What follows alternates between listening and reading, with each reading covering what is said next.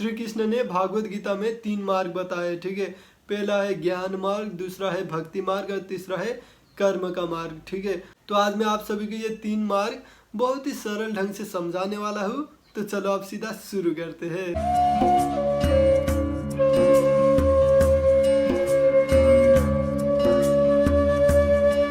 पहला मार्ग है भक्ति का मार्ग, ठीक है। भक्ति का मार्ग मतलब इतना है कि आपने ये समझ लिया कि ये सारी दुनिया जो है वो वही परमात्मा चला रहा है, और ये जानकर आप शांत हो गए और खुद को पूरी तरीके से आपने उस परमात्मा पर छोड़ दिया और आप शांत रहने लगे, आप मस्त होने लगे।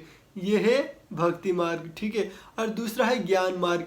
ज्ञान मार्ग में ये होता है कि आप यहाँ की चीज़ों को देखकर आप समझते हो, ठीक है। आप चीज़ों को ऑब्जर्व करके आप समझते हो कि यहाँ की चीज़ें जो है सारी छेड़ भंगुर है, यहाँ की सारी चीज़ें, और जो छेड़ भंगुर नहीं है वो बस वही शून्य है, वही परमात्मा है जो छेड़ भंगुर नहीं है, ठीक है। आप ये जानकर यहाँ की सारी चीज़ों से आप वो लिप्तता अब आप में नहीं रहेगा, ठीक है। और आप खाली हो जाओगे, आप शांत हो जाओगे। ये है ज्ञान मार्ग। और तीसरा है कर्म मार्ग। कर्म मार्ग में बहुत से लोगों को बहुत ज़्यादा प्रॉब्लम होता है। वो पूछते हैं कि कर्म मार्ग मतलब कैसे किया जाए, ये कैसे कर सकते हैं, कोई इंसान इसे कैसे करे। कर्म मार्ग का मतलब बस इतना ही है कि आप कर्म करते हो बिना फल की चिंता किए, पर कोई इंसान बिना फल की चिंता किए कर्म कैसे कर सकता है।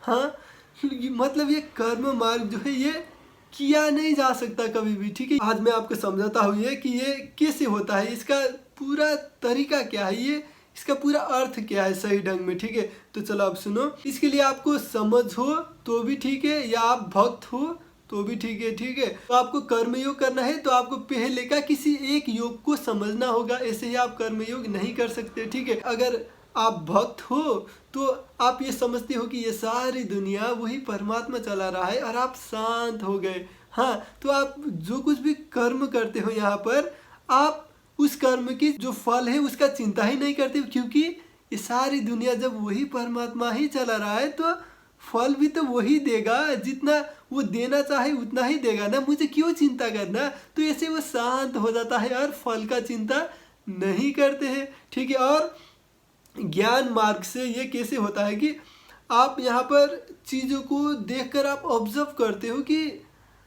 यहाँ पर कुछ भी चीज़ें आपकी कंट्रोल में नहीं है, ठीक है। आप ऑब्जर्व करके ये समझते हो कि यहाँ की सारी चीज़ें आपके कंट्रोल में कुछ भी नहीं है, आप तो यहाँ पर कुछ भी नहीं कर सकते, आप तो वो आप करता यहाँ पर कभी भी नहीं बन सकते, ठीक है। आपको यहाँ की सारी चीज़ों को देखकर आपको ऑब्जर्व कर कर इतना समझना है कि आपकी कंट्रोल में कुछ भी नहीं है। और जब आप समझते हो कि आपकी कंट्रोल में कुछ भी नहीं है तो आप जो कर्म करते हो उसका फल आपकी कंट्रोल में कैसे हो सकता है। हाँ, जरूर नहीं कंट्रोल में होगा ना।